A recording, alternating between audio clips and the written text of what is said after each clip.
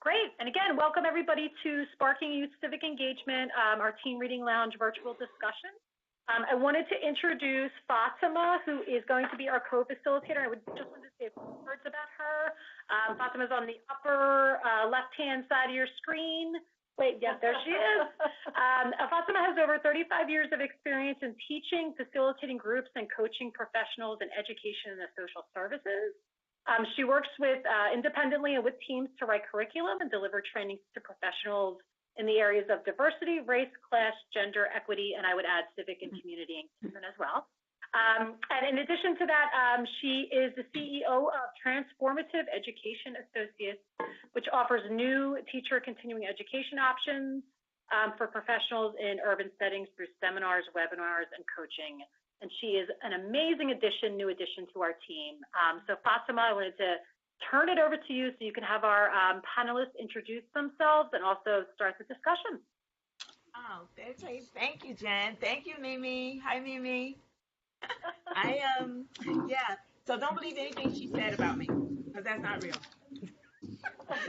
And it is real and it's not real. So I just want to say welcome and thank you all for showing up today. And particularly as we move forward with TRL and seeing what the next steps are, I don't want to talk a lot about me other than Jen said all that I would have said in some ways, but I wouldn't have said it as beautifully as she said it about all these things. But I do want to say that the things that I've read and the things that I've experienced, particularly in September with the gathering, let me know that there's some extraordinary people out there doing some extraordinary work with young people, and that they're looking for opportunities and ways to actually push the envelope, and particularly pushing the envelope around what does it mean to have diversity? What does it mean to be inclusive? And so our panels, people on our panel today, just reading some of their bios and reading some of the work that they've been doing and what Jen and I have had conversations about, there's nothing I can say that you can't say better. And so I'd like to not delay this conversation, because I think it is going to be a powerful conversation, and that those who are here today with us will definitely just chime in when it's time to really kind of connect and ask questions. And as Jen said, the chat box is available. We want it to be a discussion and conversation so that we can inspire and engage each other, as well as begin to cultivate what's necessary for us to build TRL in a more powerful way. It's already powerful, but we want to produce a much more powerful opportunity for young people. So with that, I just want to say two things about what, you're going to talk about what you talk about in terms of what comes naturally to you. So it's really an organic process. But what we'd like to hear definitely is your why. It's so important to understand what your why is in moving forward, so that we can share. My why is what gives me my passion, what gives me my, what takes me on my journey. So we're going to ask you to really, before you begin to talk about programs, to talk about your why, and also to kind of describe the structure of your program, so that people can see that there are differences in the structures, and it's okay to have those differences in structures. But we'd like to kind of get a sense of that. And then one last thing that I like for you to just highlight is your demographic. Who and what are your demographics? Because you may have to journey a different road for a particular demographic than you do another, but all of it can definitely look at what our vision is around inclusion and the diversity, and because your diversity may be very different from the diversity in some other area. So that's what I want to start with, and we'll just say who would like to just kind of jump in and go first. And one last thing, the folk who are not, present on video, we just want, as Jen said, for you to really be present to it as much as you can. Jot down questions so that we can field those questions from our presenters.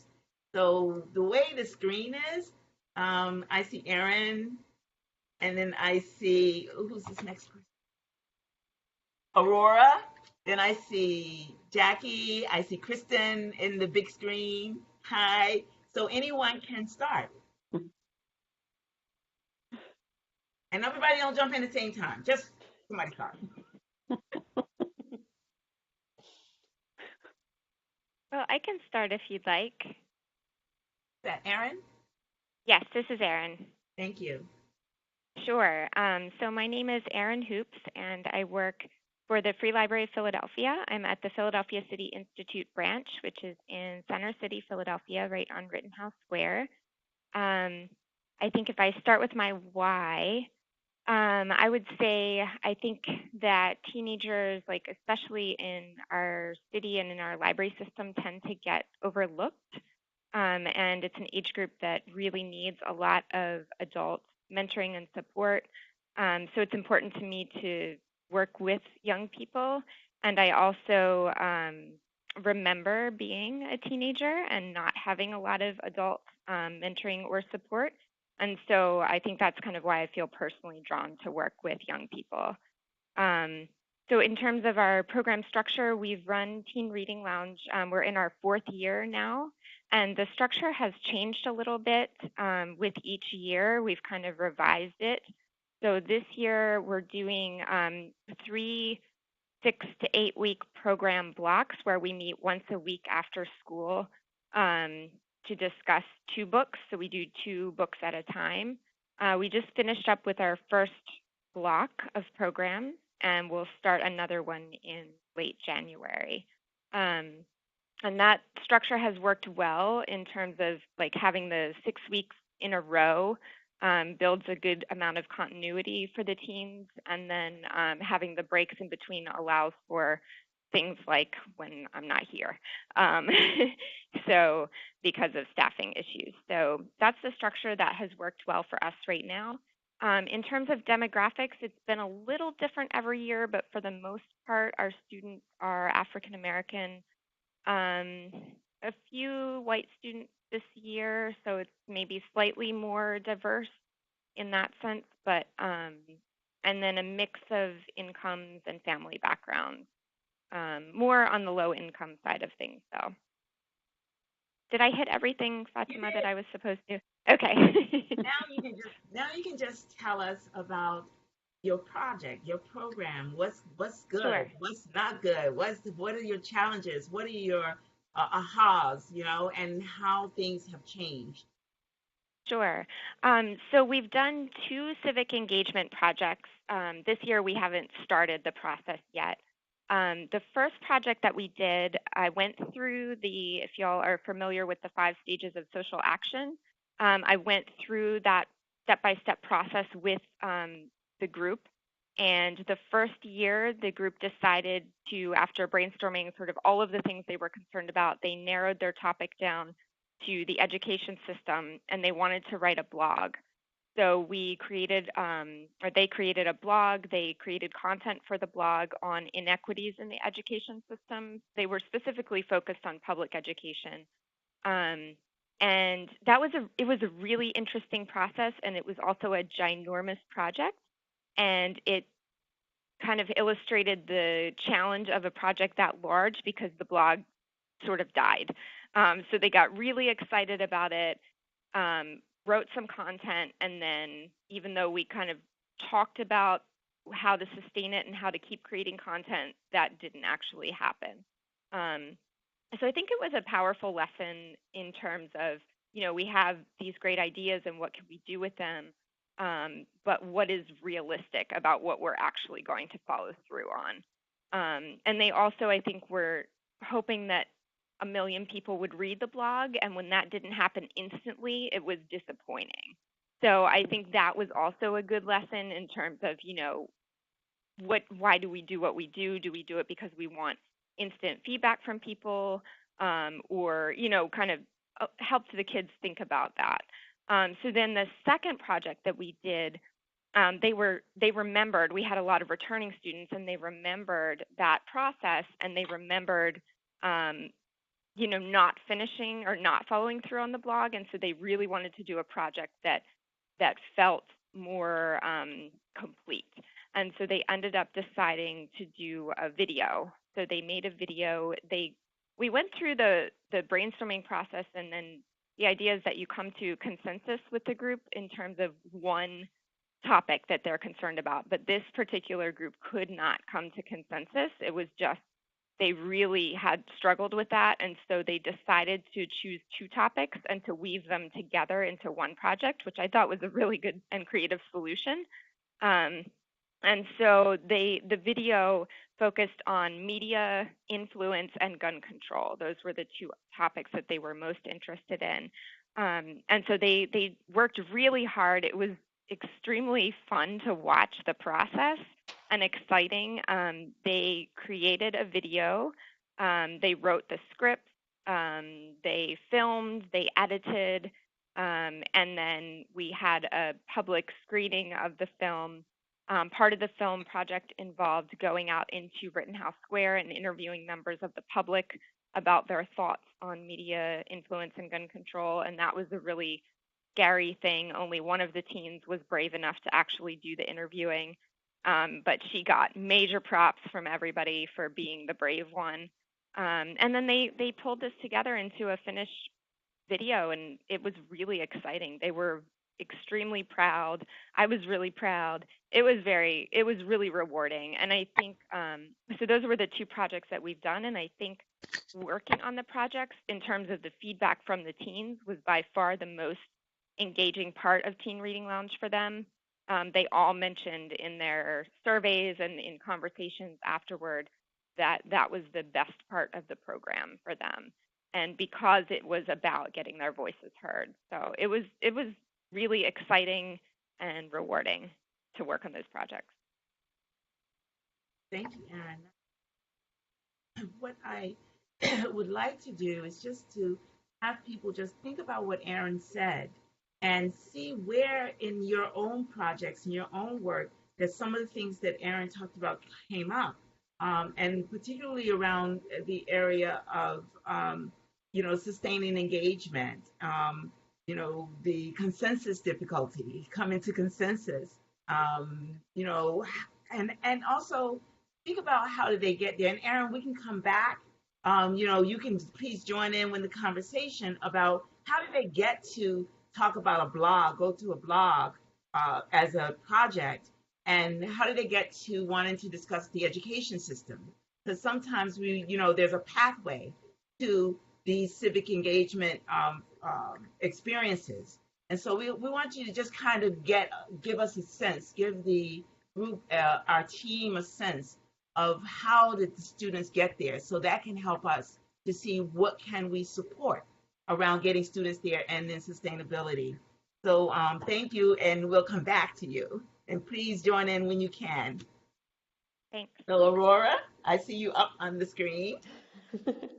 Hello. Hi. My name is Aurora Sanchez. I work for the Free Library of Philadelphia as well. My previous project was called Get Hype Philly. It was a health and wellness initiative for teens. I've been working for the Free Library. I started as a work study student in like 2004, 2005. I've been working specifically, almost exclusively with teens since about 2006. My current project is actually a community project that focuses on health and wellness. And I also work on a couple other projects related to like young women in social justice, and another group that works on grant making for young people. So I stay pretty busy, and the reason why I like working with young people in particular, honestly, has a lot to do with the same reasons that Erin listed, right? Like I remember being a teenager. I remember how like challenging and how difficult that was. I remember feeling like an adult and looking like an adult, but also being caught in this sort of, I guess, paradox of like adults want you to be a child when it's convenient for them, and they want you to be an adult when it's convenient for them, and there's not a lot of balance there. So it's just really hard, and I'm sure that's about how the rest of you remember it. And I also like working with teenagers because they're at an age where you can really engage with them and support them, but not have to worry about them being quite as needy and trivial as they are when they're a little bit younger. So I just appreciate that age because of where they are socially and emotionally. So that's my why. And the structure of our program. So we met for about 6 to 8 weeks The library that I work with is at 52nd and Sansom in West Philly. It's Blackwell Regional Library. We did 2 sessions. So we did a session in the spring and then we did a session in the summer. Attendance was slightly better for our session in the summer. There were some young people who from the first session present there, but most of the young people who participated were new, which is kind of what you expect in a library setting. You don't necessarily expect your school year participants to be your summer participants.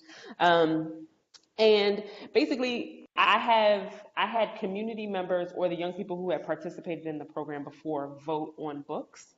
So the way the books were selected, I went on Goodreads. I looked for books that had people of color protagonists and were written by people of color that had good ratings. So I kind of did a little bit of math, figured out which ones had the best ratings and the most votes. And then I went on YouTube to try and find videos for those. So like book trailers, basically.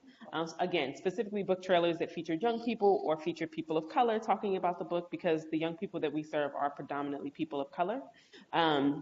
Actually, probably for us, almost exclusively people of color.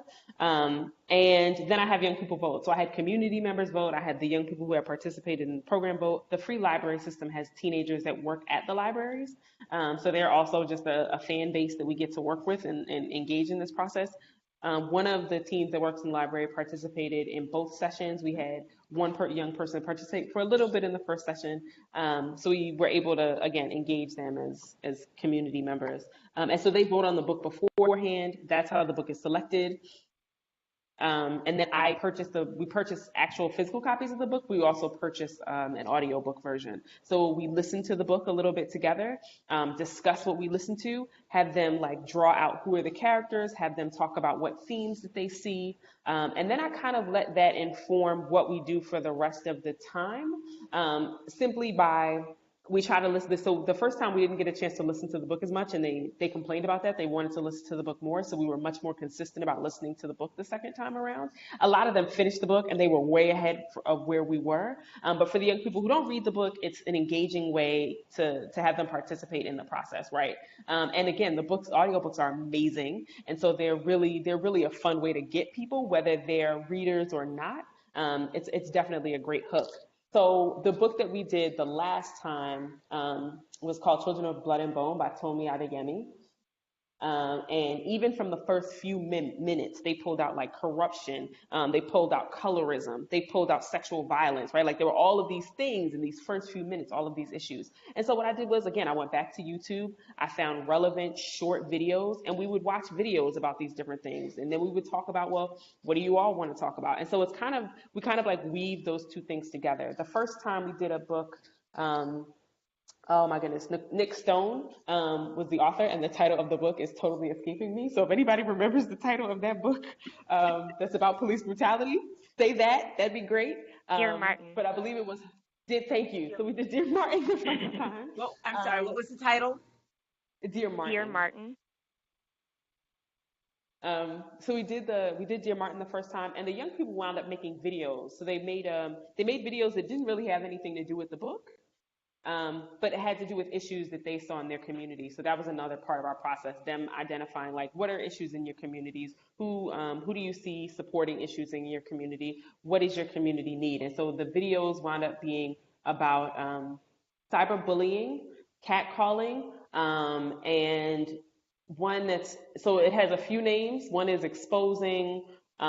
Exposing is like the young people's term for it. Another term is revenge porn. And then there's another term that's escaping me that if you like, look it up. But basically it's like when you if you send candid photos of yourself to somebody and then they share those photos widely. So those were the 3 things that we did videos about, and those were the 3 things that they selected. We didn't go for consensus. We did have them vote.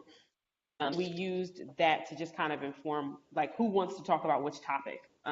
Was kind of how we did it. We worked with an outside organization to make the videos. For the second trip, for the second group, we wound up going to a local museum / prison / historical site, Eastern State Penitentiary. And Eastern State Penitentiary is, again, a museum, a historical site. It was a prison, but also part of its purpose is to kind of put a spotlight on prison reform and prison reform throughout history. So a couple of the young people, just two of them were able to join us for that, but it was an amazing time, an amazing trip. And they have a really engaging exhibit right now, specifically about prison reform and sort of prisons throughout the ages in the museum.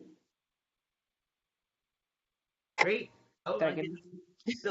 I mean, I have questions for both you and Erin, but we're going to keep moving, and then we're going to come back and create a conversation around the things that you've said and any questions that we all have of one another, if that's okay with you. Great. So, Kristin, are you? Yes. Yeah. Thank you. Hello. Okay. I'm Kristen Janci, and I am the youth librarian at B.F. Jones Memorial Library in Beaver County, and that's almost in Ohio, so other side of Pittsburgh. Let's see. Originally, I was just the teen coordinator for our library, so I probably for the first 2.5 years heavily focused on the teens, and now I take care of all the youth. And basically, I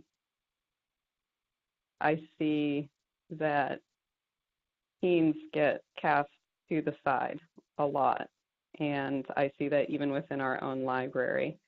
The little kids are the cute ones. They're fresh. You want to put all your time into them, all your investments, because you'll see a return. You don't know if you'll see a return from the teens, and so I'm trying very hard to stay with my teens in spite of now having everybody. But yes, I would say that the why of why I'm here and what I'm doing is to try to remember to give the teens a space and give them the time that they need and the attention that they need, because our junior section is 3 giant rooms and our teens have a tiny little corner that they share with the adults. So it's just trying to remember that they're there and they actually need us more than the little kids, because the little kids will always have someone to come and help them and play with them. So with our projects, we have, I've worked with Jenny Hannes, our facilitator. And so Jenny is the one who really comes up with the book ideas. And how we do it is she selects the book, and then she'll select about 4 to 6 different books. And the first time that we meet with our group for that session, they go through and they have a chance to, look over the books. We usually make up some sort of collage of the book itself, the book art, and the kids can read, the blurbs and go through the books, and then they vote and decide which books we'll use. We try to use 2 for each session. That hasn't always worked. Sometimes we have stuck with 1 book. It was our second round. Our first time that Jenny worked with me, we used the book Yummy, and we used that exclusively for the entire program. And then after that, the kids voted on 2 books. It was Girls Who Rock the World and Boys Who Rock the World, and those are actually nonfiction. They're short bios of different characters throughout history who have, at a young age, made some sort of social impact in their communities all throughout the world. And so they actually chose both of those books over a fiction option. So I think it was partially because each chapter is short. So it was really undaunting. We have some low-level readers. We also have a really large, I would say a large age range. We draw in a lot of tweens and teens. And so even some of our older teens are at a lower reading level. But they really enjoyed those books because they could go through and read a couple chapters at a time, actually, and feel like they had, made some headway. And so let's see, after that, through the summer, through the summer, we did a more creative approach, and the kids voted on the book, The Unwanted. It's actually a book series, but they chose the first book, and the whole focus of that book is children who are somehow creatively talented, and that creativity is frowned upon by their communities, so they're sent away to a separate island to live. And so basically they use their creative talents to create their own little worlds, basically, and fight back for their own form of social justice. But then we also use Brown Girl Dreaming. And from that, we did some poetry studies also. Let's see, our biggest burnout, the program that has worked the best was the one in the spring when we used Boys Who Rock the World and Girls Who Rock the World. And with that, we had a very consistent group coming. We met every other Saturday, and all of those kids were very devoted. We have, it's pretty much 50-50. It's 50% African American, 50% white, I would say.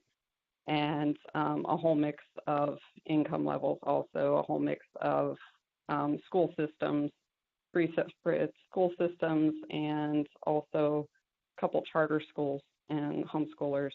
So it's a bunch of kids from sometimes very different home lives, but they all mesh together pretty well in that group in the spring. And that was the one where we had our human rights fair at the end. And that was their big community project that was that they helped to actually set up and help to host. So yeah. So Kristen, thank you for that. And we'll come back to the human rights there, like how you got there. But I want to go back for 1 second to the book, The Unwanted, because when you were talking about that, I got a sense that there was something there in you. And this is what I want us all come to in spaces where we are challenged by a particular topic, where there is something, an obstacle or something in us that, where that topic that young people bring to us, can really put us in a position of feeling very uncomfortable with really facilitating it or allowing it to take root in the spaces. And so I want you to think about that. And I want us to all think about that in terms of when we come back to our conversation, what are the things that keep us from, what are the little obstacles around the topics that young people tend to bring up, or the books they choose to read, and what is happening when they choose those things. So as we move forward with Jackie presenting, just give thought to that and what was going on inside of you in relationship to that book, The Unwanted, if you don't mind. Sure. Thank you. Yeah. All right. So, Jackie, can't hear you.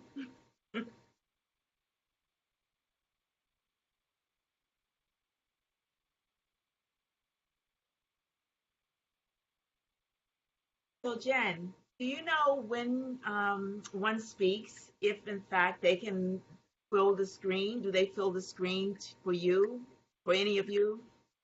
All right, They I'm don't. here now. Sorry. I can actually change the settings, but I don't know if you guys will be able to see it. So let me do that. And Jack, there you go. Can you guys? Does that change anything for you hear me? guys? So I see when you're talking, you're on the big screen. Okay, so I've changed the settings. So when Jackie talks, she should be big. All right. So Jackie, you ready? I'm here. Do you hear me now? I do hear you. Don't see you, but I hear you. There we go. No, I see Kristin. Well, so I'm logged in funny. I'm logged in. Let me see if I can do this. I'm logged in with my phone, but then I also downloaded the app so you could see me. So you're not going to see me when I'm talking, apparently. Okay. Okay. Figure. I'm only so good. And you're So my also out of why. focus. Can we see your face? I can't, you're out of focus in terms of, yeah, there we I'm go. on beanbags in the teen room currently. My current spot. Making myself relax. So my why. I completely relate with what everyone said already.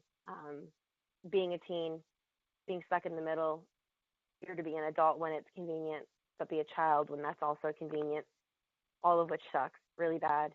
And even as an adult, I don't know, I'm totally guilty of making my teenager do that. So I don't know how to avoid that completely, but I do think it's important to have a place to defrag from that and to come down off of that. So my why is that these teens are our very immediate future. And I know the reality of what our future could hold. It could potentially be a not good thing. And as a library, the future of a library really is significantly dependent upon this upcoming generation seeing the value in us, because technology does rule absolutely everything. It's easier, it's quicker, and when you're younger, it makes more sense. So why go out of your way to have some dusty old books? We have to represent ourselves as much more than what previously a library has been represented as. So my heart is truly the teens and what they're becoming and what we're helping them to facilitate in themselves to become. I feel like it's our responsibility as people who interact with teens regularly to help them develop skills that will promote positivity in their lives and in the lives of those that are involved with them. And I think it's irresponsible not to teach them the social skills that we know they're going to need. Leadership is a must. We have enough followers already. We need people to step up, to know what's right, and to do what's right because they know what's right, which is not easy. And people don't want to talk about things that are uncomfortable. And honestly, comfortability, if you're just trying to stay comfortable, you're negligent. When you have children and when you work with children, you kind of give up your comfortability. And you have to be okay with that. So I just really appreciate who they are and who they're becoming. And I feel really blessed to be a part of it and to witness it. Because growing up, I did have a few teachers that were really great, a couple of adults that, made things make a little bit more sense. But I don't know that I had anyone that was just out for me because of the age I was. It was more like, okay, well, you go to my church or you're part of the drum club and that's it. It really didn't have anything to do with maybe what I was becoming. So I try to be aware and have a broader focus with the kids. And I try to acknowledge where they are and remind them profusely that where they are is not where they're always going to be. So that would be my why. Some difficulties that we've had, I would say most recently we just finished up. The only thing that we have left is our first civic engagement project, which is we're going to be going through this massive amount of Legos that we have that no one uses. We're going to clean them up really nice, and we're going to make little kits to give away. So that'll be the last thing that we do next month. That'll be the last meeting for this session that we were a part of for social justice. And it was a difficult session, group of sessions, because we did have some people who were, offended by the conversations, who probably right now in their soul are not in a place where they can hear that they may not have it all together. Their opinion might not be completely right. They may not have all the information to make the best decisions. And that was difficult because I like to see growth, but I also know I'm not a miracle worker and I have my set of flaws as well. So, we're all entitled to them, I suppose. So it was not easy conversations, but I do think they were, in general, handled pretty well. And I feel like a lot of the kids, really all but maybe one or two kids, got a lot out of it. So that uncomfortability, that growing pains, like I refer to them as frequently, they're necessary. So we went through those. I do think our group changed a lot, and I don't know what that will look like for the next set of sessions. But it's good stuff. So I appreciate it. And I know our next set of sessions, I'm still deciding how we're going to do it. But I have some cool ideas and a couple pieces of subject matter that I'd like to go over with the kids as our topics that they've brought to my attention, as well as things that kind of like were already resonating in me that I thought would be really good for us to do with them. So the fact that they've asked for a lot of those things, I'd really like to see where we go with that. But as for right now, we haven't planned anything further. I'm not sure what on earth my life is going to have for TRL in 2019, but I know it'll be awesome. Okay. What about the demographics in your site? I would say predominantly we have mostly kids that are white. We do have a lot of kids, though, that are mixed, of any kind of mixed race. But most definitely financially, they're all in a very similar place. There's a lot of poverty in this area because we're right outside of the city of Reading. We live in a nicer area than the city, but that counts as a literal physical cost. So families, forsake other things to live in a slightly nicer area. So the kids do without. So it's really nice to be able to give them experiences and to send them home with things that they wouldn't otherwise have. Okay, so I first of all thank you all. This is some powerful stuff that you're doing, and I am so grateful to be just here listening, being an ear for this.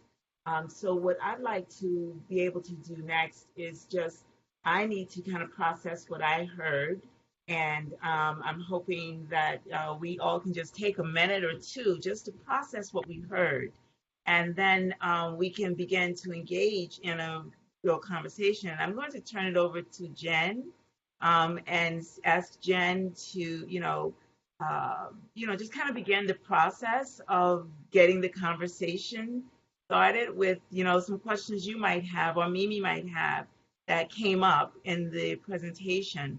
And then let's just open it up for whoever is here. Please use the chat area. Use, your microphone. I see Rosalie. Hi, Rosalie.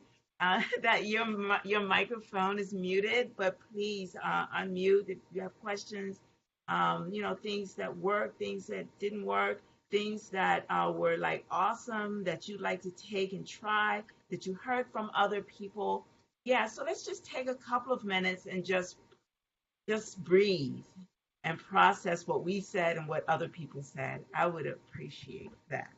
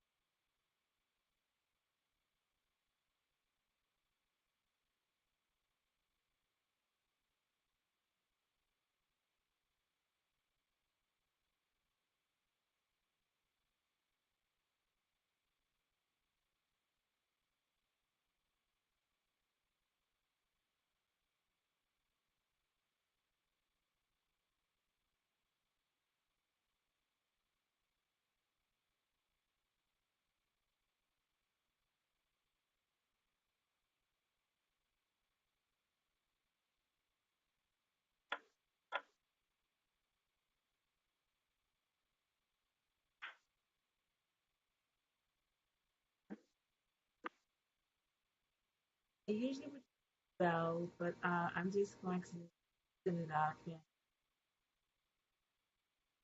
and open it up for us. Sorry, Fatima, you cut out a little bit. Did you want me to start off with some questions? Yes, Great. yes. Based on some of Great. the things that you heard people say. Yeah. Yeah, I'd really love, so thank you, first of all, everybody for sharing, and for those that are on the call with us, that are listening in, and I see Joe just popped up and is joining us. Hey, Joe from Hallahan. And we have Rosie also from West Philly High School at the bottom there. So thank you guys for joining us with your camera. I wanted to actually, and Fatima, thank you so much for leading us through, what's been going on at sites, and hearing, some of the examples of civic engagement. I think the thing, I know folks would really probably want to hear about the projects, which we can dig into in a minute, but I think this thread of, I've heard many of you say in some way, shape, or form that part of this work is, you guys are serving in this role, you and your facilitators are kind of in this role where you're facilitating young people or supporting young people or, coaching young people, enabling them or allowing them to come forward and do the work. And that means that you guys have been in uncomfortable spaces yourselves. And I think that that's a big, we talked about this when we were kind of prepping for the call. Professionally and as adults, we often hold up barriers, right? And we, there's a certain way things are supposed to go. Sometimes vulnerability isn't always, possible, right? But I think you guys would all argue if you're working with young people, you're vulnerable literally all the time. So you guys live in a different, I think. But I'm curious about this, and I know Aurora talked a lot about this when we were prepping for the call, and even Kristin and Erin mentioned this too in different ways, working with young people throughout the years. So what is it that you guys have had to, what have you learned about being vulnerable and letting young people kind of take the lead? What have you guys learned about, being vulnerable and letting young people take the lead on these projects and in the work you do?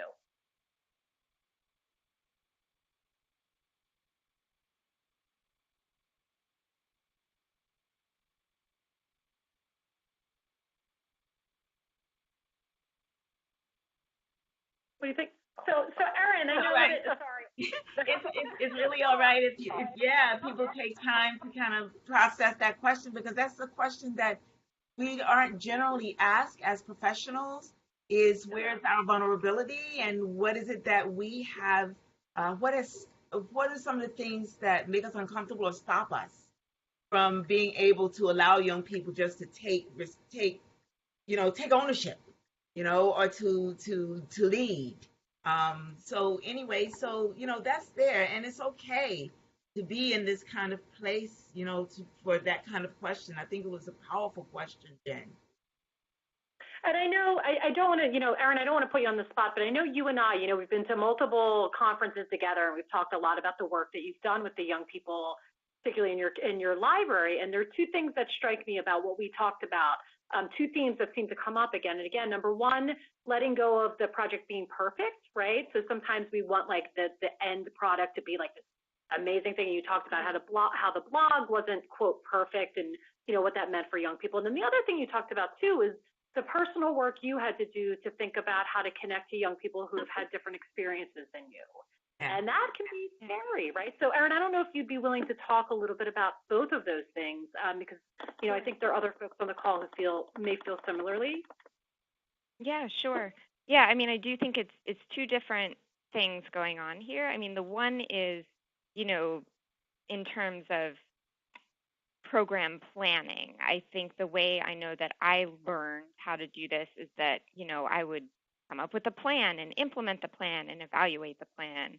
That doesn't necessarily work with this model, and I think that's been a challenge for me just because of my personality. I like planning things, and so instead of getting to do that, it's been letting go and sort of, saying, okay, the teens actually want to do this.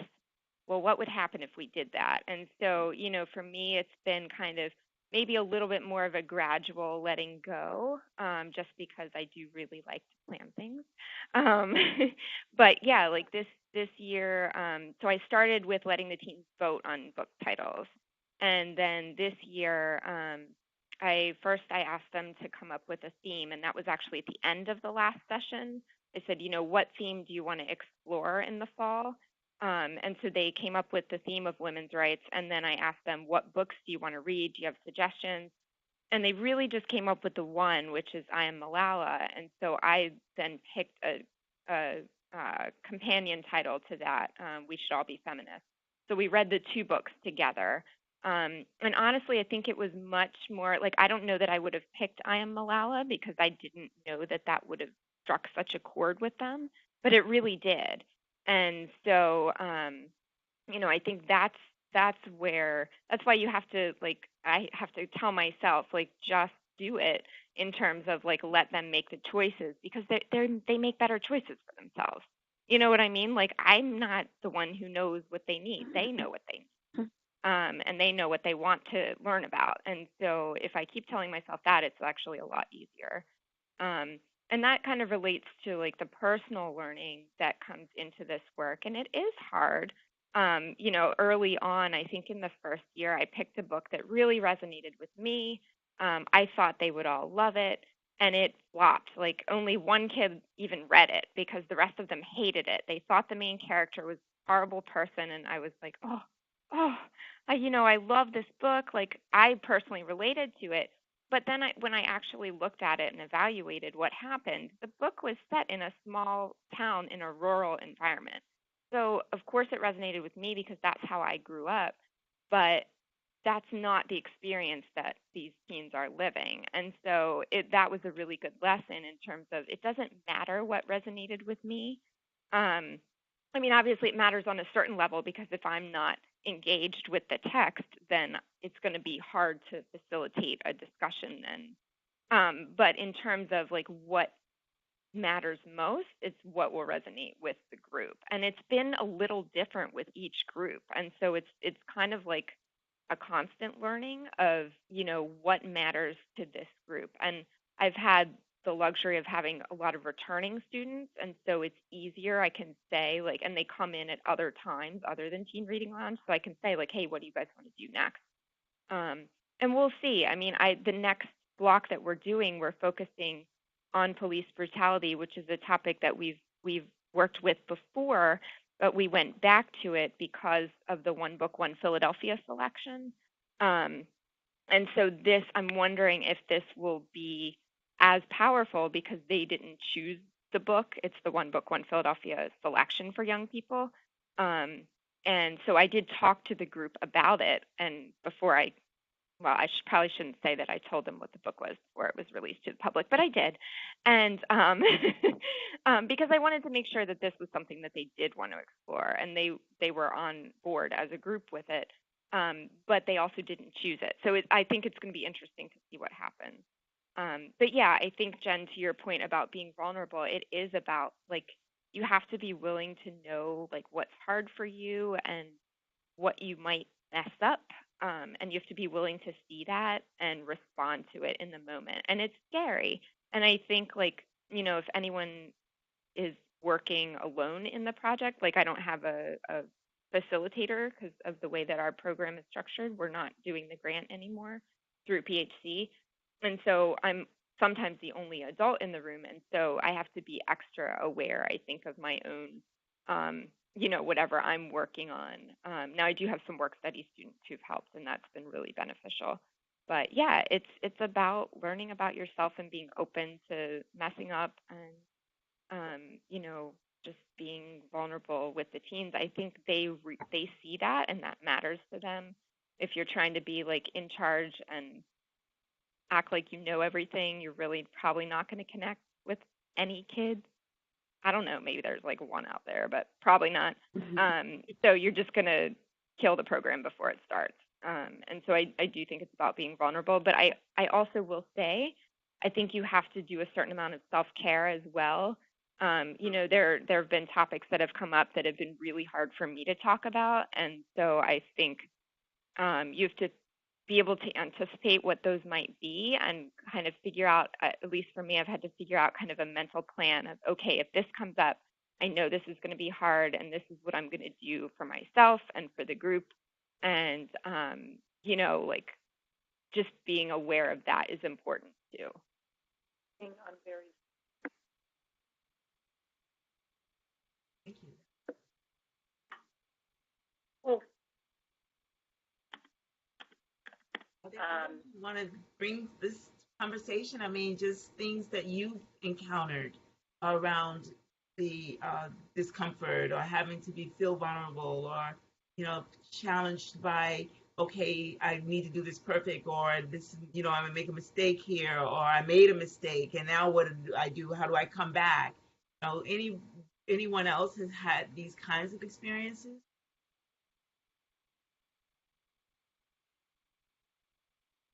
Hi, it's Aurora. So there's multiple pieces. I make mistakes so often. I don't know if I'm humble. I think I might be beyond humble. I'm to the point where I'm just like, yep, this is what it is, I everybody. did it. Here we go. Yep. Everybody just get on board. And I also I try to be incredibly transparent. One of the things about me that I've learned, especially as I've gotten older, is I just don't have the patience to fake it. I don't have the energy. I don't have the energy to fake it at all. And as a facilitator, you really have to be on. You know what I mean? And so that's a real balance. And so I'm really honest. One of the reasons why we do audiobooks, to be honest, is because I read very slowly, and I would never get through the books and my work in a timely fashion if I didn't do the audiobook. Right. So yes, the audiobooks are great and they're super engaging. But also that's the best way for me to get through the content in a timely fashion. And I tell that to the kids. I'm just like, this is who I am. This is what we're dealing with. And then I would say when it comes to giving young people space to lead, it's a double-sided coin. On one hand, it's easier, right? Because then you don't have to take all of the responsibility on for how well things go, or getting things done. And frankly, they're intelligent, they're smart. If they care about this, they want that responsibility, right? This is you can do that. You can give that to them. It can be harder too, though, because let's say you're trying to have young people facilitate, but they don't have facilitation experience, right? And kind of how do you navigate that? So part of it, one of the things that I try to do, so back to I can say my why. Another why for me is I love creative challenges. And I find that working with groups and getting groups to work well and work well together is a creative challenge. So for me, that's very stimulating. And if I'm having fun, they're having fun. If I feel like things are going well and they feel like things are going well, things are going well. And so there's definitely a harmonious experience there, right? Whether it's a positive or negative experience, we are usually on the same page. So I try to just also find the things that they can just do, right? Where are the places where I can just step back, even if I have created some lessons. Also, I try to I often have way more content than I'm ever going to get through either way. And so that's helpful for me because that means that I'm informed about various things that are on the table for us to think about, right? That means that I have something to draw on based on what we've talked about, but it also means that I have enough stuff that I know I can scrap things. So where can the young people step in that's a no-brainer and really easy? What can I just scrap? What are my hard lines? Those are some of the ways that I try to navigate letting the young people lead, letting the young people take up space. And also the fact that I'm ultimately responsible, for moving us forward. Awesome. Yeah. Is there anyone else who wants to add what they do to allow young people to lead, what they do with themselves and what they do in the environment? This is Kristen. I would say that with our big discussions, it's typically Jenny that is the leader. As the facilitator, she really takes that role. She's also a social worker. So talking about hard things is very easy for her. We're polar opposites in some respects in our personalities. I am I internalize everything. I tend not to be the one who's going to speak out and, observe everyone.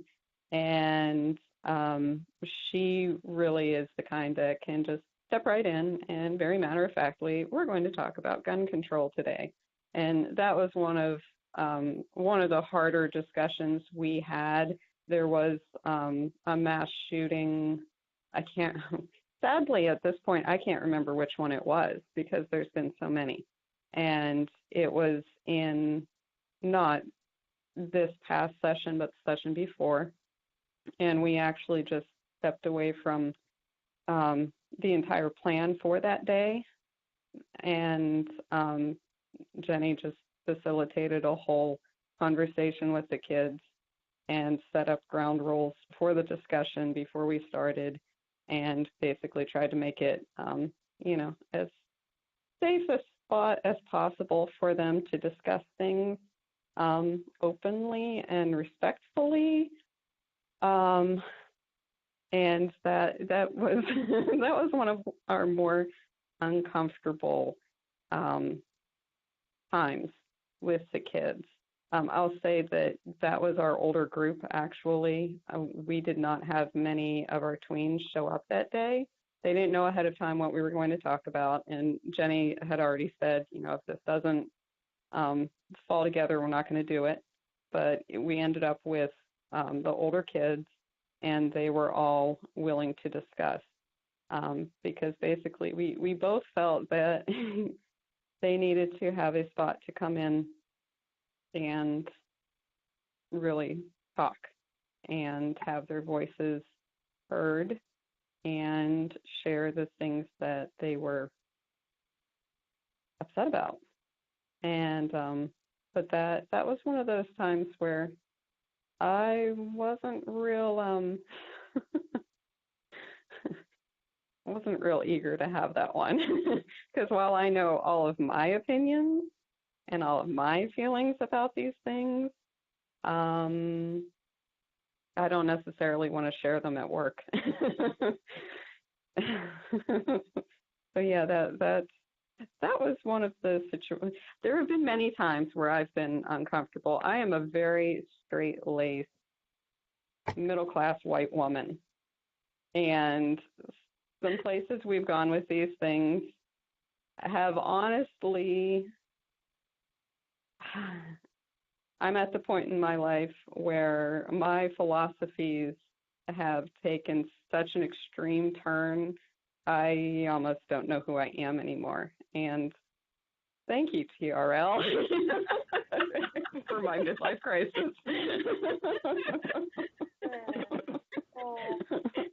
So there. But you do find yourself in odd places when you work with teens and have to do things like that with them. So, yeah. Wow. And Kristin, I wanted to mention too, thank you for sharing that. I think that's a beautiful sentiment, even though I know how how much that can upend you. But one of the things, and I hope you don't mind that I'm sharing this, but last year I talked to Kristin on the phone after her I think it was her second round or whatever, and I said to her, what's the impact been on you? We've talked a lot about the young people and what you've seen and what Jenny has seen and the young people. And Kristin straight up said to me, even though I have a young person at home that's around this age, I didn't always feel comfortable working with them, and now I feel more comfortable connecting with young people of this age. And I thought that was, we've also, I don't know if Stacy Wyatt's on the call too, she mentioned that to me. She works with Aurora at 52nd Street as well, and working with a very different community than her personal experience as well was very different than some of the young people that were coming in. And she mentioned the same thing to me. And I think, we can't forget that, this program will ask us to stretch who we are and question our thoughts. But I think one thing I'll say about that, and Erin and I have talked about this too on our many travels, about how you've had to kind of face, well, I grew up this way and now the world is telling me something different and these young people are telling me something different. I think it's good for young people to see that. We often feel like we have to know all the answers. And I see some of you guys nodding, and I'm glad I'm hitting something for you. But, and also to be quiet. Sometimes some young people are introverts and they don't want to talk about it, but they're thinking about it. Kristin, I know you're thinking about it, even if you're not saying you're not talking. And I think that that's a good model as well to see, I don't necessarily have to be out there, but I can still be a part of the discussion, or I can still go home and talk to, my mom about it or my grandma about it or whatever it may be.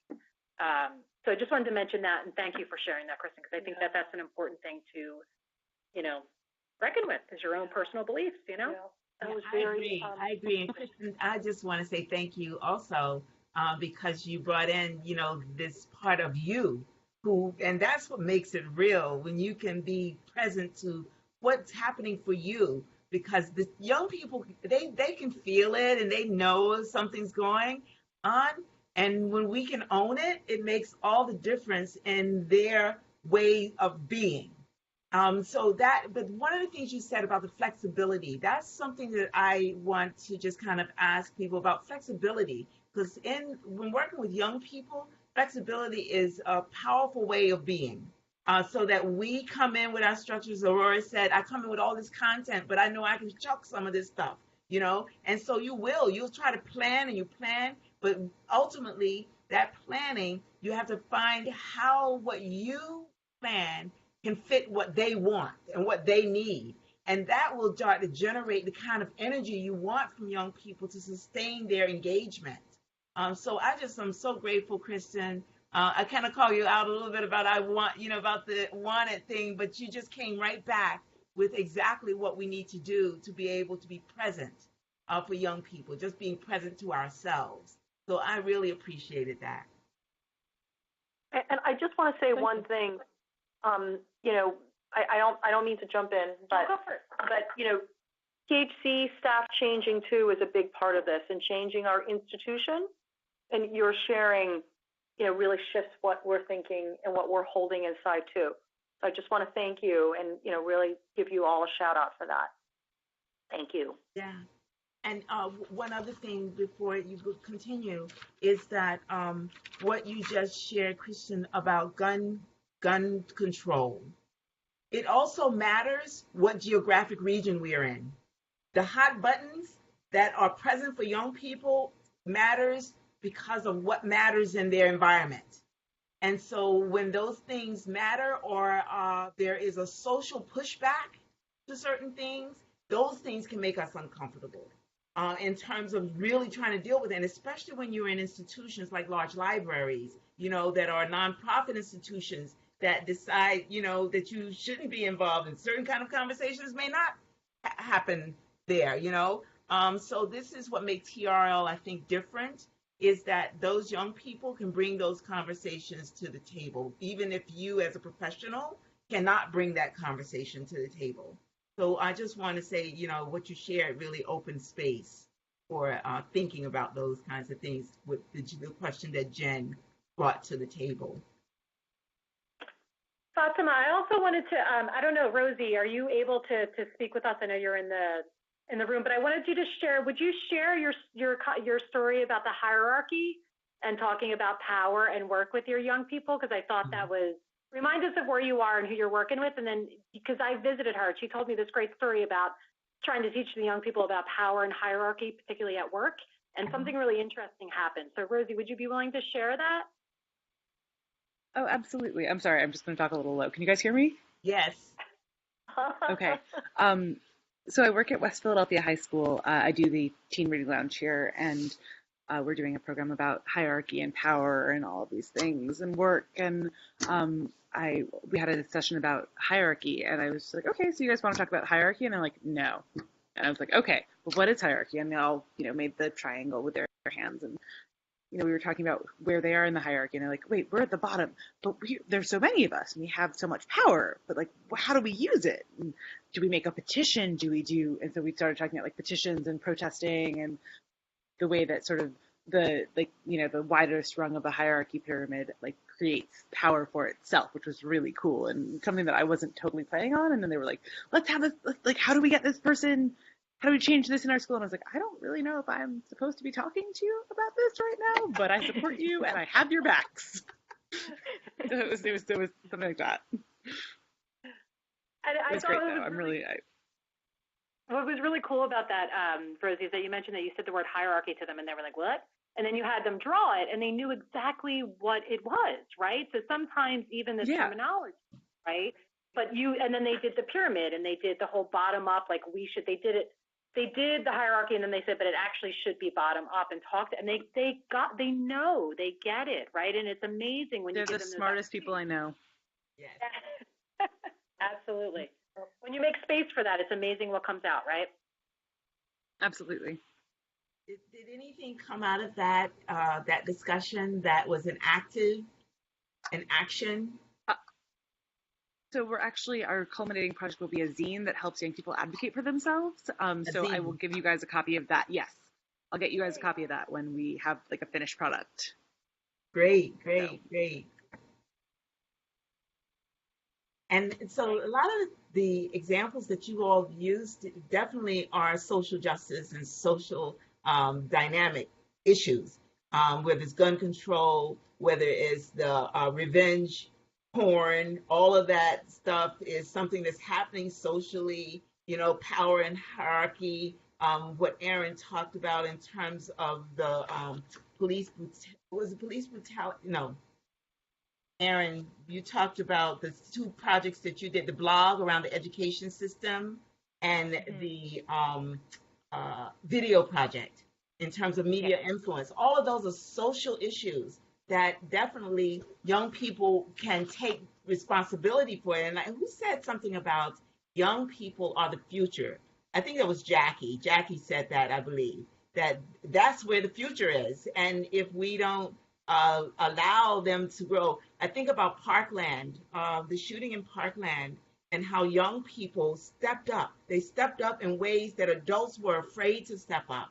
And so it's something to think about when you allow and let young people go. And of course, when you're in a higher socioeconomic group, it's easier for you to take reins. So when you're in communities where there is the income levels and the privilege is not there to be able to do those kinds of, just dynamic things because you don't feel you have a right to. It's like children, young people don't feel they have a right to a city, so it's important to give space for them to actually take lead in things. And so, Rosalie, when, you talk about hierarchy and power, that's where we go, right? Because if we change institutions, we want to change institutions, we have to deconstruct those notions of hierarchy and power. Who really has power to make a difference or to change something?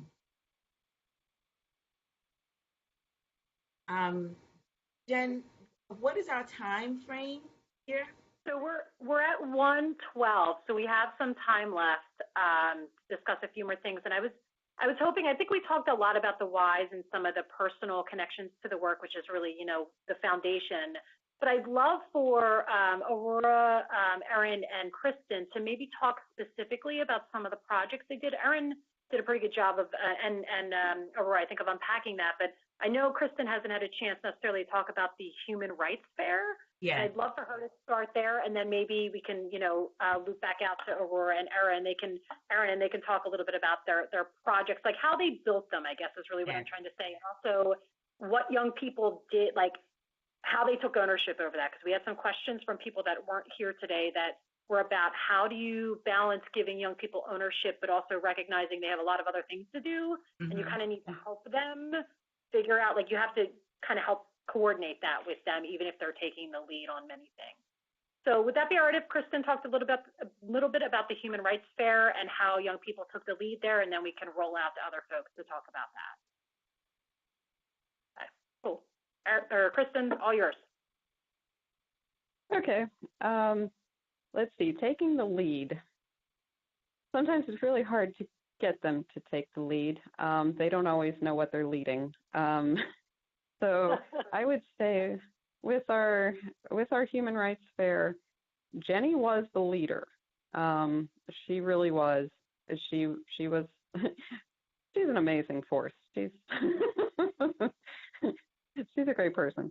But she worked with them on basically coming up with a list of community organizations that we could approach to see if they would be interested in participating. So basically our fair was, it was an afternoon on a Saturday where local organizations came in and they filled the library, and basically they were all here offering some sort of either a game for people to participate in, or some sort of craft or artwork. Some of them brought in food, so they all had something that they shared with everyone who stopped into the library. So it was open to the public, and every organization shared something. So how the kids got involved in that was by helping to come up with local organizations. They helped us come up with some letters that we could send out to petition different organizations. But Jenny also went on foot to a lot of places. She's very connected through a few organizations within our community. So she did a lot of legwork herself. And then the kids helped come up with the project that they were going to present at the fair. So they actually came up with a, it was large scale artwork where everyone could come in and they put their handprint on several different large canvases. And over top, they put their handprints over top of masking tape letters. So they came up with different words that they wanted to have on their large canvases. So they came up with words like justice and hope and peace. There were a couple different ones. I think we had 5 or 6 different ones. But so they made up those canvases and manned their table for the fair. They also came up with basically a bingo sheet. And with the bingo sheet, it was different, all the different human rights. They had to go through, I think we used UNICEF to find all the different children's human rights throughout the world. And so they made up a little sheet like this. And on that sheet, people would go from booth to booth. Each different organization would have a little square. I'm not sure if I have them, but they had little squares that they would put on their bingo sheet, and each square was represented a different human right, just like that. So once they filled their bingo sheet, they could then, put in a ticket for a drawing at the end. But the whole concept was the kids had to research the human rights, find out the ones that really resonated with them, and also things that they didn't realize were rights. Like some of them, when we got to the right to live, a couple of our tweens said, the right to live, that's what why does that have to be written down? And, so it was things that as we went through the human rights in each session before the fair, we would say, yes, sadly, this is something that has to be written down. This is something that actually has to be legalized. This is something that we have to tell the world that this is a right. You have the right to live. So it was a big learning process for a lot of them to realize that there are actually things written down to protect them. And other children throughout the world. That surprised them that these were rights that weren't just for children in America. These are rights for children around the world.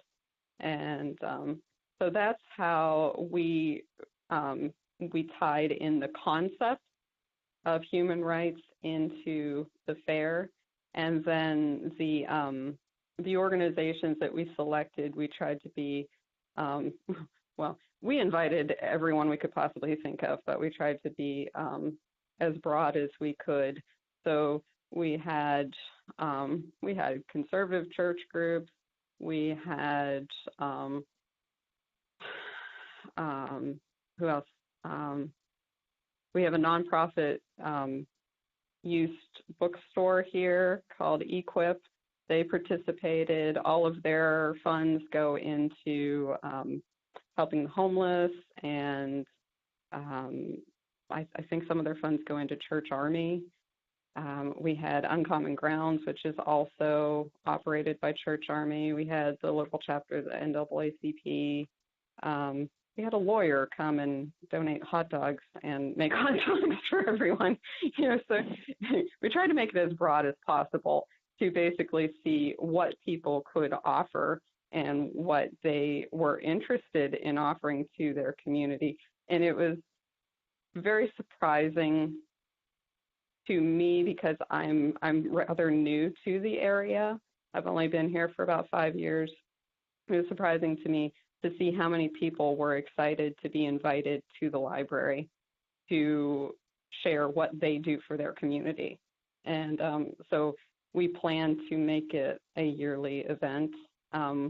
Whether it's associated with TRL or not, it's going to be a library event because our board loved it, our groups loved it, and all of our organizations loved it. It was a great way to basically, we're this big, giant, gorgeous building that was built in the 20s by one of the steel magnates from long, long ago.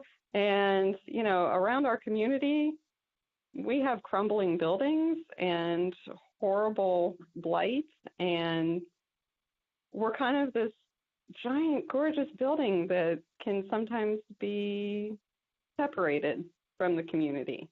And the whole concept was we wanted to show that we want everyone in our building. We're a community building. We're here for community outreach, and everyone should be here. So that was the concept. Great. So, Kim, is it okay to ask you just a couple of questions? One is, how did that topic come up? Human rights. Human rights, the topic came up through reading Boys Who Rock the World and Girls Who Rock the World.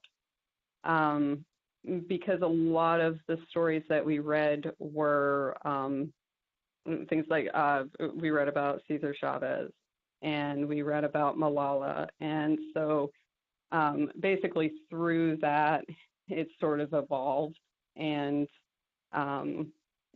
Jenny was trying to basically draw out of the kids that, hey, everything that all of these people have fought for are basic human rights. The right to an education, the right to be alive, the right to make a decent wage, all of these things are, real living things. So it came out of those two books. Great. Thank you for that. And I also I want to mention that there is a movement going around human rights cities, where there are cities all over the country looking at how human rights is applied inside of those cities to its population. And so, as you move forward, I'm so happy to hear that you're making an annual event. That's what we call sustainability, sustaining the concepts and the ideas that young people bring to fore. Because you said you didn't think that they would choose boys and girls who rule the world. You said that was something that you didn't think they would choose. And so the fact that, you can sustain that's, I think, what TRL is about. Like, after a period of time, what can you do to create sustainability around getting people engaged, particularly young people? So that was awesome. Thank you so much, Kristen, for sharing that. Sure.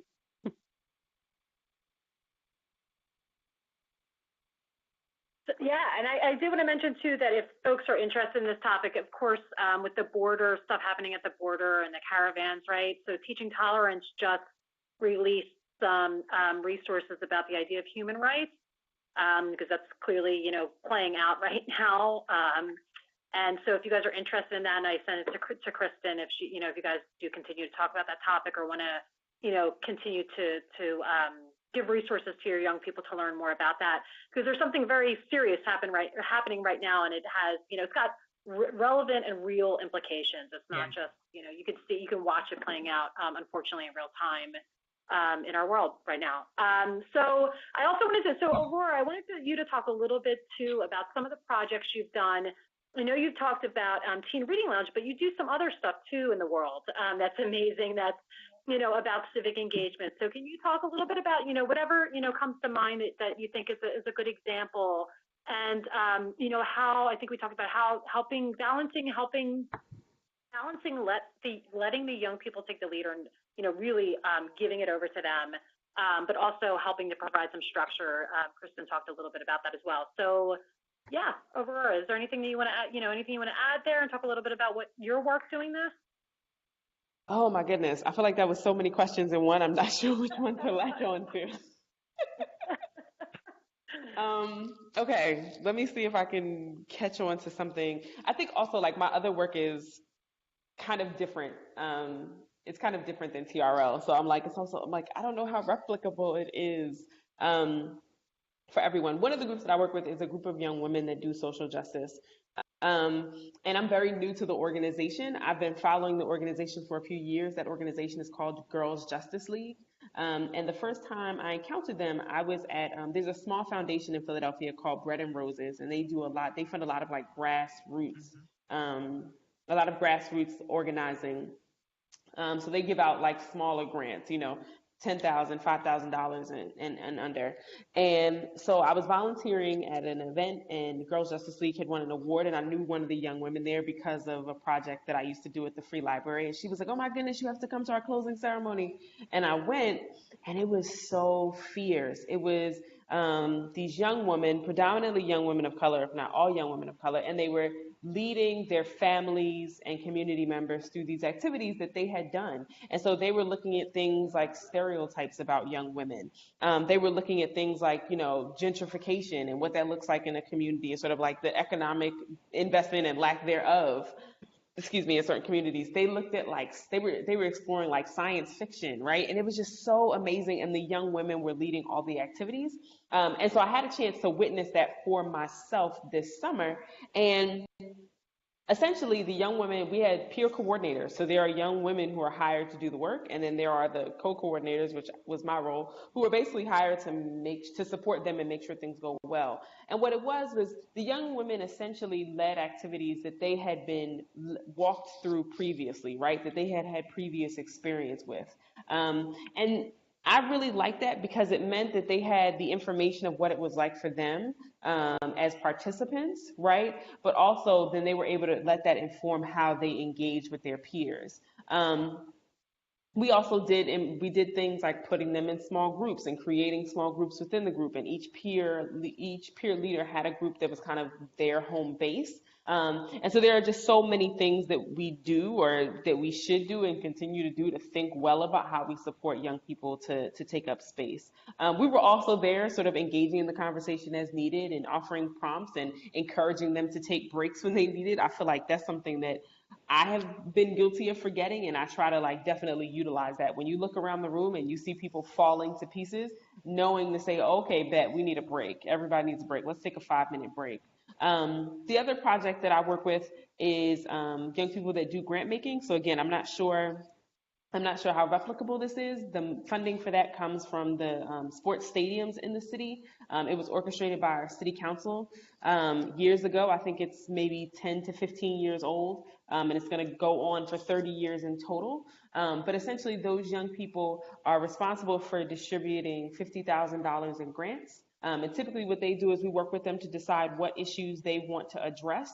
And so we just kind of engage them, like, what's going on in your life that you think needs attention, right? What's going on in your community that you think needs attention? And then I try to get them to name the issue. And the name doesn't always stay, because, what the thing that you call something isn't necessarily how other people will perceive that particular wording. So we get them to name the thing, define the thing, and then advocate amongst themselves to figure out which things will be funded. And so we have them vote. And then we discuss it some more, and then we have them vote again, which is not all that different from the process that I went through with the first Teen Reading Lounge, to kind of figure out, well, what issues are going on in your communities? What's going on in your schools, right? Like, what issues do you see happening where you live? And getting them to talk about that a bit more. So in that way, it's definitely replicable. Great.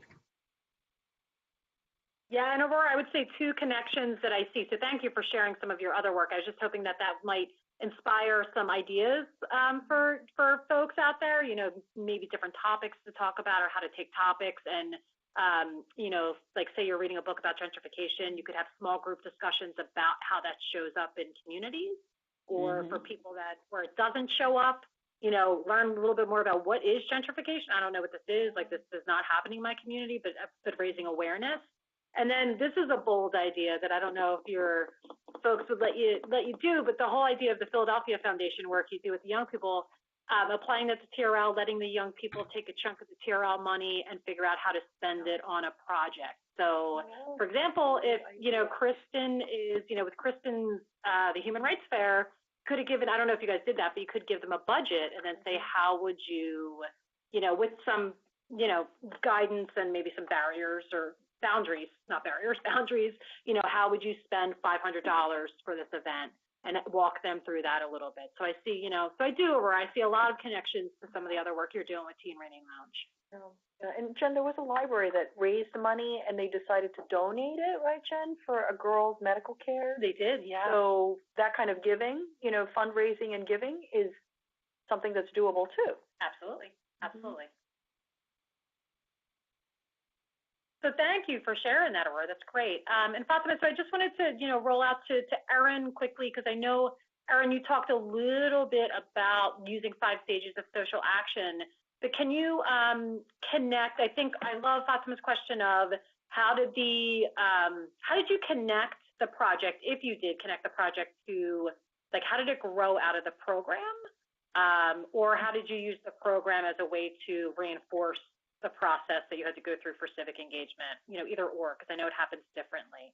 Yeah, before Erin, sorry, before you answer that, I'm sorry, I must apologize because I was looking for the human rights cities piece when Aurora was speaking, and she brought up some extraordinary ways for facilitation and bringing people to the table. So I just wanted to say thank you, Aurora, for sharing that with everyone, because it doesn't matter what you're doing with young people, those techniques and skills and activities are ways to engage, not just young people, but, groups of adults inside of the libraries or groups that you are functioning with in TRL or any activities you're doing. So, Aurora, thank you for all the special work. I mean, you must be a busy woman.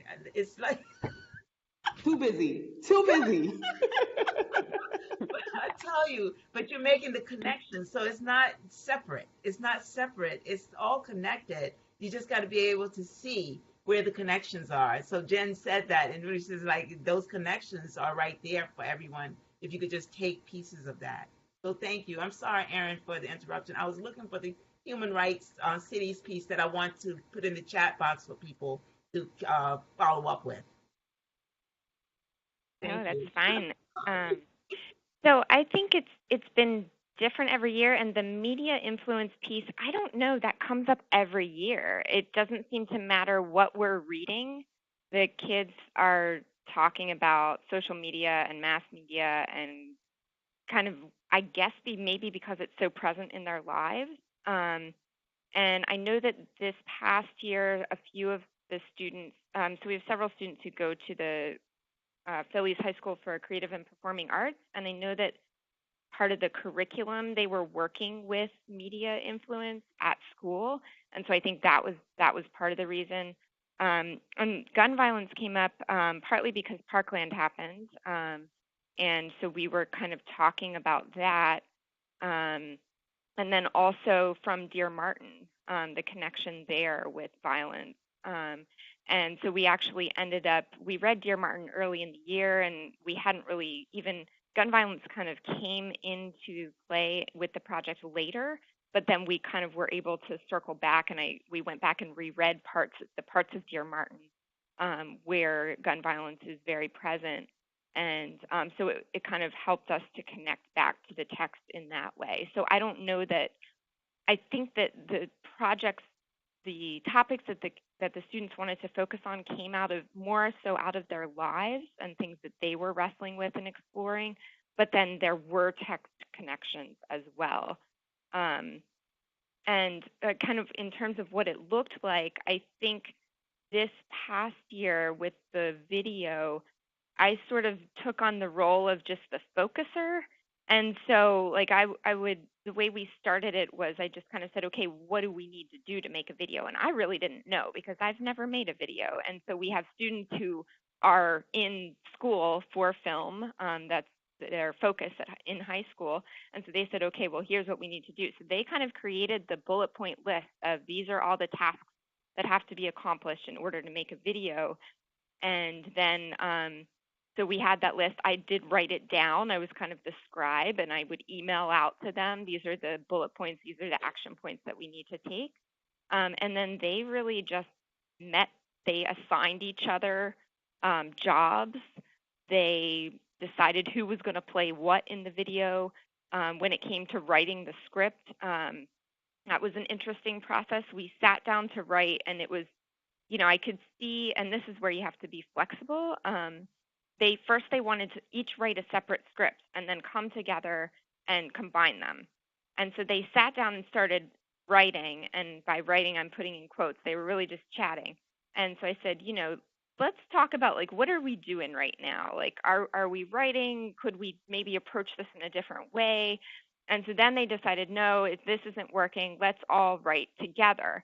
And so they told me that I could type while they were writing because they've seen me type and I type really fast. So I was like, okay, that sounds like a plan. So they wrote the script verbally and I typed it.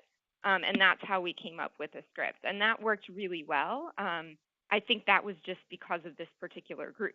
We might have had a group that would have had a completely different creative process. And then in terms of filming, that was student-led as well. I don't know how to film anything, so they got the equipment they needed. And they mostly had their own equipment. I think there was one thing that got borrowed from school, and then they did the filming. So I was involved in some ways, but mostly just as a cheerleader and a focuser. That's not a word, but that's the word I'm going with. Because they were super into the project and really excited. And then, so that would generate more ideas. And a few times there were multiple ideas flying around, and I did kind of step in and say, like, you guys have all these ideas. Let's talk about what's happening right now where all these ideas are being shouted out, but you have a plan already. Do you want to expand the plan? Do you want to incorporate all these new ideas? Do you want to stick with the original plan? And so I tried to just help them see kind of what was happening as it was happening. And so I didn't do as much organization and leading as I had in the past. And that was really beneficial. They felt a lot of ownership for the video, as they should, because it was really well done and they did it. But I think that seeing the project through in all of its stages was also very beneficial because they could see that each member of the group played a different role, and that was really valuable. So like we had one student who didn't want to be on camera at all, but she wanted to film. And so they could see like that, each role was important and was necessary. You can't all be the star, right? Somebody has to hold the camera. And somebody needs to write, and somebody needs to come up with the costumes. And, it was very much like, I think they gained a lot of appreciation for different roles in a project. And that was beneficial. And this year, maybe because it wasn't the first project that I've done with them, I was more comfortable with, and also because I have no knowledge about filming. So it was easy for me to step back, because I didn't know what to do.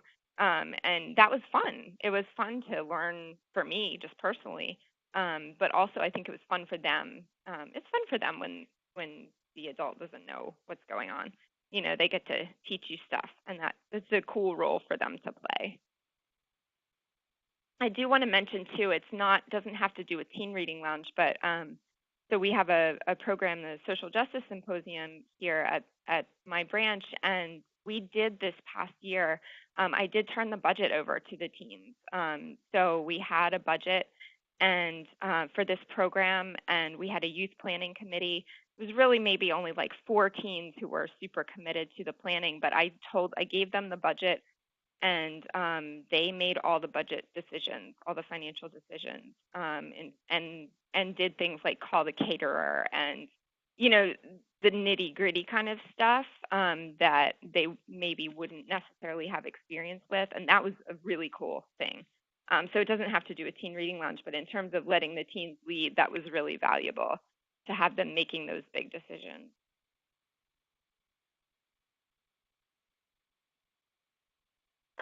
Yeah, that's excellent, Erin. I'm so glad you gave a shout out or, talked about the social justice symposium because I wanted you to say a few words about that. And is that something that any young person can get involved with in the area, or is that, do you guys do specific, you have to like apply for it, or is it just open to any young person? No, I just opened it, and we'll probably start in maybe February for this next year. So, but yeah, it grew out of teens who attended the symposium in the past, and they said, well, what are we doing this year? And I said, I don't know, what do you think we should do? And so it just became a way for them to take ownership of the program and plan it, and it changed the program in a really good way. So yes, we'll definitely do it this year. Great. So I have one last question around sustainability, because Erin, what you're talking about is how to sustain things and the process that you've gone through to get to that point that it is a process. And I'd love to know how, after TRL, how did you move towards sustaining the TRL program within the city, within the library itself? Well, in terms of details, like financially, I looked for other funding, and I am really lucky in that I have that ability. Like, we have a different source of funding than that isn't open to a lot of libraries, because our library was like a private library before, and so we have that option. I do think no matter what, I would have run it. I just wouldn't have been able to give the books away. And that's actually a really valuable piece of the program, is giving the books away. But we would have done it either way. But yeah, so for me, it was about kind of building on the relationships that were established in the first Teen Reading Lounge. And that was what we needed to, I think, create a safe and welcoming space for teens at our branch, because that was kind of that was one of the reasons behind doing Teen Reading Lounge in the very beginning, was that we hadn't had any kind of sustained teen programming here at this location. And so I wanted something that would draw teens in, but then also keep them. And I think the TRL model is just really good for that, because you do engage on such a deep level. And the teens have formed really close friendships and bonds with each other because of, what we're exploring together. So yeah, keeping the program going was about keeping those relationships going. And the teens, I think they're the ones who do that. We don't really do that as adults, other than creating the space for them. They're the ones who come together and support each other. And they ask about each other, and they say, oh, is so-and-so coming back this year? And and that matters to kids, because we draw from all over the city. So our students, most of the students who've come to Teen Reading Lounge here don't live in the neighborhood. Some of them go to school somewhat close by, but they just were in the center of the city, so they just are coming for whatever reason. And so for me, it was about trying to create something that would make them want to stay at the library and make it feel like it's their home. And so I think we've been able to do that because of the relationships that they form with each other. And certainly having a caring staff helps as well, but I think it's more about the social relationships that they've formed. So I don't know if that answered your question. Yeah, you did. Okay. Unless Jen or Mimi has some other questions about sustainability, I think it's an important part of the conversation to think about what happens after. Like, what happens after TRL is the funding? Do we say sustain it, or what happens? So maybe Jen and Mimi.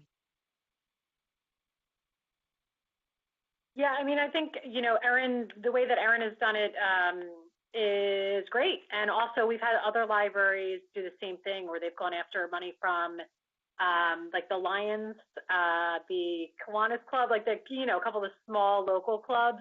Alan F. Pierce did that. Alan F. Pierce Library I forget what county they're in, but they're rural/suburban. They did that. They were able to sustain it.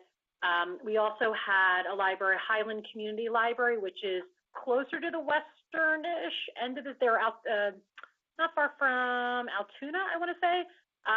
They had, Mimi was talking about them earlier. They're the ones that did a bake sale.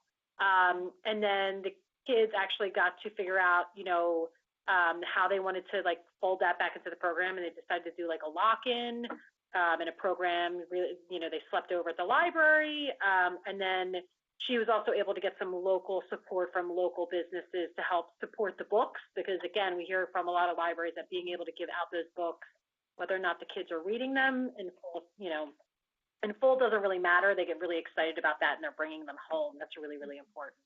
So yeah, so we have some other examples of that, and I think, thinking about that, even if you're like a year one or a year two site, thinking about how would we continue is great. It's never too early to think about that. So I did want to ask one other question, Fatima, before we open it up for questions from everybody.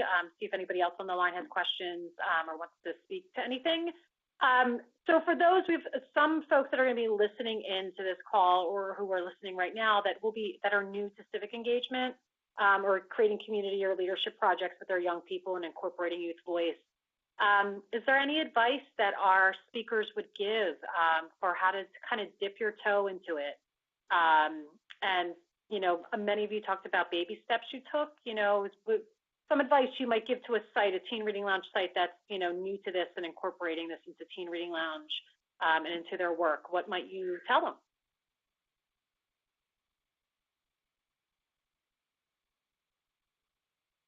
I mean, I can speak to that a little bit. I think it starts with being honest and being flexible. Those are the two biggest things. I think being honest with yourself, with the teens, and then being flexible in terms of like if they're leading, it's not going to go exactly the way you think it's going to go, and that's good. That's actually really good. I would also say like not being afraid to let something fail. Like our first blog died, right? But what did we learn from it? And so was that really a failure? And that's something that we actually talked about the second year when we were discussing the project. Well, was it a failure? What did we learn? Like, how do we decide what a failure is? And so it ended up sparking a really valuable conversation. My other piece of advice that has been really helpful for me is to bring in other people who are subject experts or who can speak from personal experience if it's a topic or an issue that you haven't personally experienced, because we can't replicate everything. We can't have experienced everything. We can't know everything. But I think we do have a responsibility to bring in adults and mentor figures who can speak directly to issues that teens are going through. So I think that's been really helpful. And it's amazing to me how many people are willing to just come talk to a group of teens. Maybe it requires a lot of phone calling and emailing, but people are out there who want to talk to teens. And even if you don't have money. So I think that's something that I would say has been really helpful for us.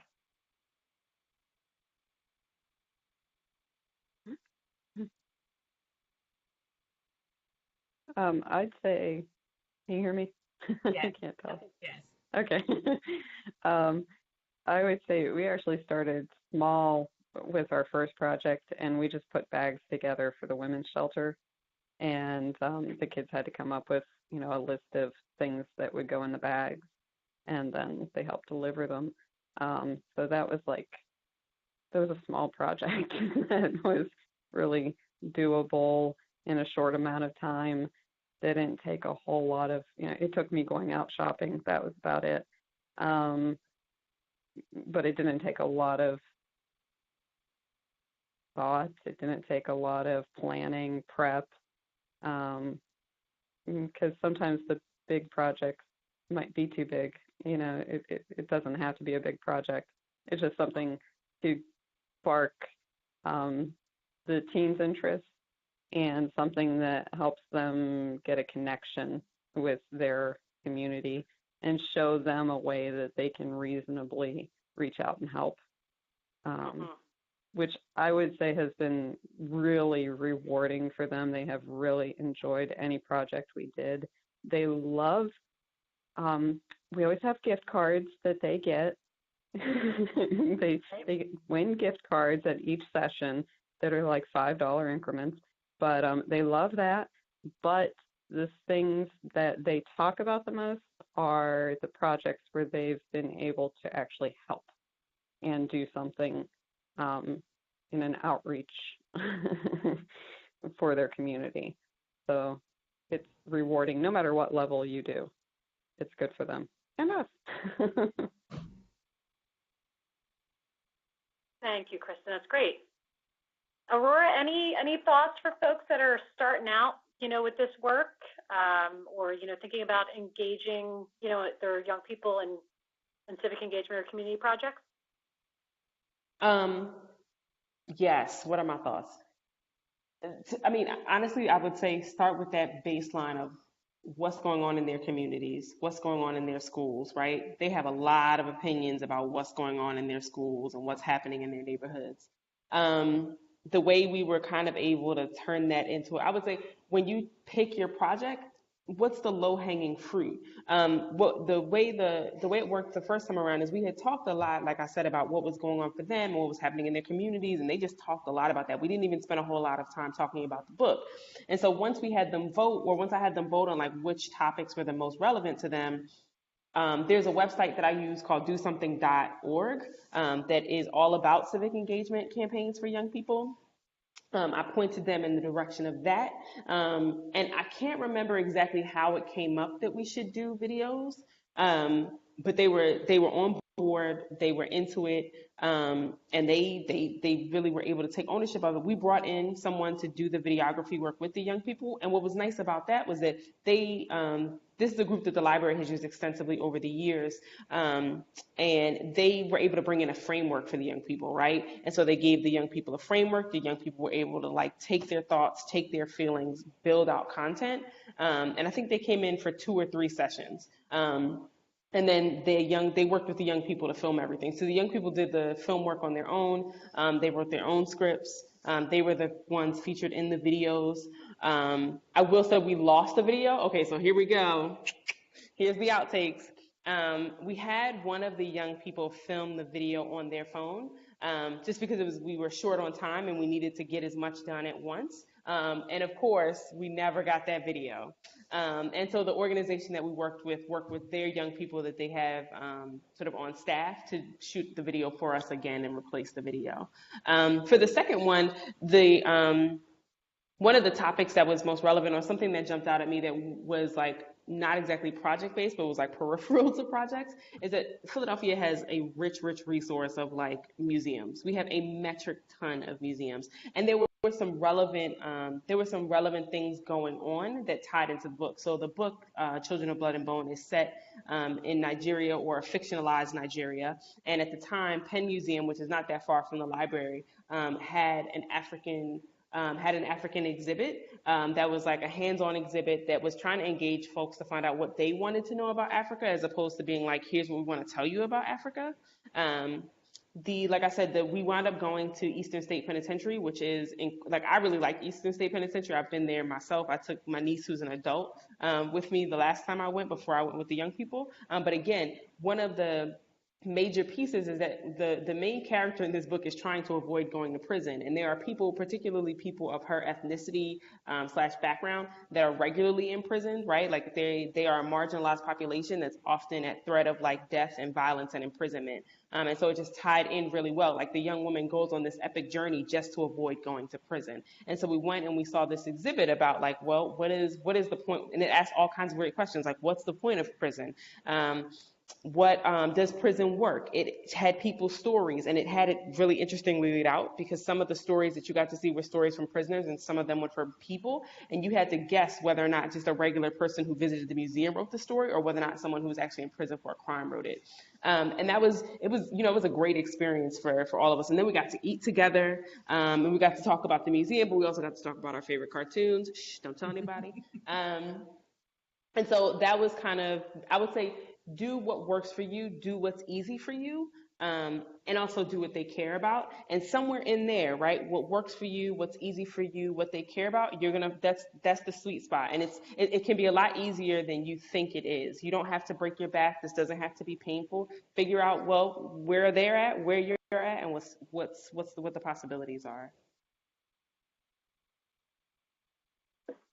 That's great. Thank you for that. That's a great final thought. So, Fatima, any other questions before we have a couple minutes left? I want to see if folks on the call wanted to add anything, or if people have questions for one another, and then we can wrap up. But anything else you want to add? No, I don't have any more questions. What I do know is that the best learning comes from those who are actually doing the work. And the fact that all of you brought what you're doing, that leaves space for others to say, hey, I can do that. No, I can do that. Maybe I can get in touch with her to figure out how she did that. Or maybe I can get in touch with that library way out there in the West and figure out how did they come to do what they did. So I'm just excited about the possibility of these kinds of webinars where you can actually share what you do and then put that out there, with TRL, with the Pennsylvania Humanities Council, to see what people are doing out there to engage young people that are diverse in whether it's economic, whether it's racially, ethnicity, whether it's, diverse in terms of gender, and all of the things that create a democracy, that the people who are actually out there performing democratic, actions, actions towards engagement, actions towards not just civic engagement, but community engagement, that you're the ones who can move things forward. Even though you say, it's the young people, but the young people have adults who actually get it, so it's so important. That's so I'm just very grateful that I was able to be here to witness this and to hear you and to listen and to take a lot of notes. So I appreciate your presentations, and just glad to be here, really, to see what's happening. That's my last thought. Absolutely. And the one thing I want to say, too, is that wouldn't it be amazing if we got the young people on the call, too, if we actually highlighted them? So that's something we have to, I know PHC is really thinking about how to do that. I know, they're in school right now, yada, yada. There's some logistical things, but not for nothing, that is really, to hear from them, I think is really powerful. And what would it be like if we had a bunch of adults listening to them talk about, what they do, right? And maybe even some other young people. So I'd love to continue to think about that. We are trying to figure out how to do that. So cool. Any other thoughts, questions, comments, for folks on the call, presenters otherwise? Do you think that this is a good format for engaging and learning? I saw head nodding. No voices, but I saw head nodding. Yeah. Yeah, and we will actually send out a short survey for those of you that have, were a part of this, and even for those who listen later. And if you have suggestions, definitely, throw them our way. Oh, this was great. Yeah, thank you, everybody. I was really moved to hear about all your experiences and all the things you're doing. Yeah. Well, thank you, guys. I think that, if anything comes up, I just saw a chat, so I'm going to read that. Thank you. Okay, awesome. Thank you all. Thank you to Aurora, to Fatima, to Erin, to Kristin, and for, Rosie and Joe and Jackie and all of you guys on the call listening in. We appreciate you guys sharing your stories and your thoughts, and have a great day and continue, with the great work. We'll talk to y'all soon. Yes. Thank you. Bye, Thank guys. you. Bye, everybody. Yeah. See ya.